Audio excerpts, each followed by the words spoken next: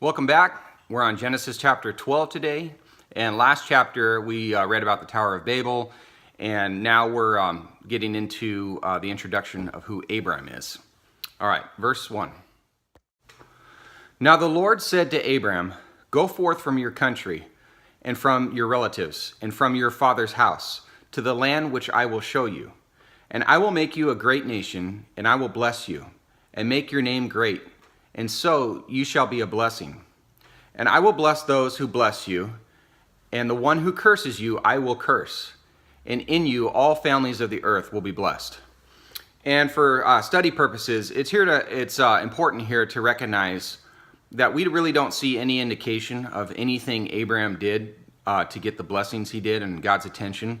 We know he was a man of faith and a righteous man, although human and stumbled. However, the steering and the directing seems to be composed by God. Verse 4.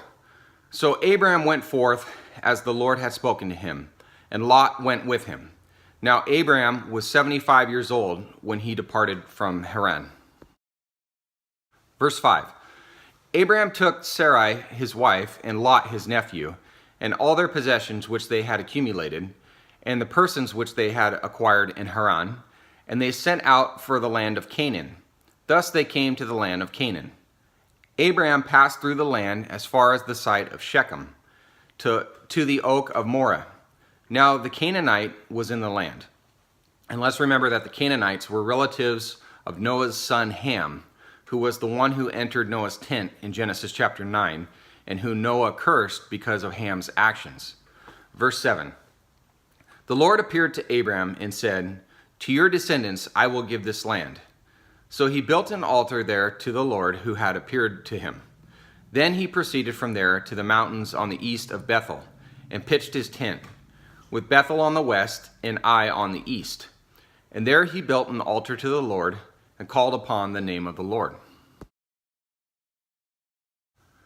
Abraham journeyed on, continuing toward the Negev. So what we can see from Abraham so far is that he's obedient, and he returns praises to God through sacrifice. Verse 10. Now there was a famine in the land, so Abram went down to Egypt to sojourn there. And sojourn means to stay temporarily. For the famine was severe in the land. It came about, when he came near to Egypt, that he said to Sarai his wife, "See now, I know that you are a beautiful woman, and when the Egyptians see you, they will say, 'This is his wife.' And they will kill me, but they will let you live. Please say that you are my sister, so that it may go well with me because of you, and that I may live on account of you." It came about, when Abraham came into Egypt, the Egyptians saw that the woman was very beautiful.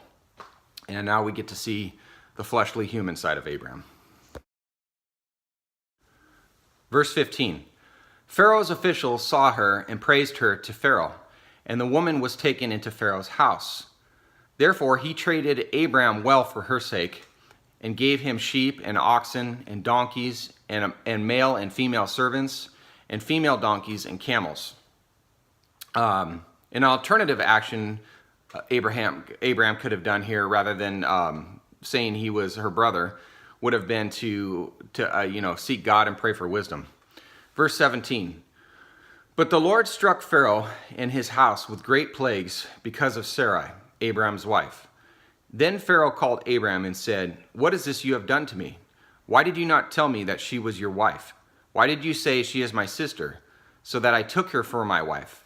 Now then, here is your wife. Take her and go." Pharaoh commanded his men concerning him, and they escorted him away, with his wife and all that belonged to him.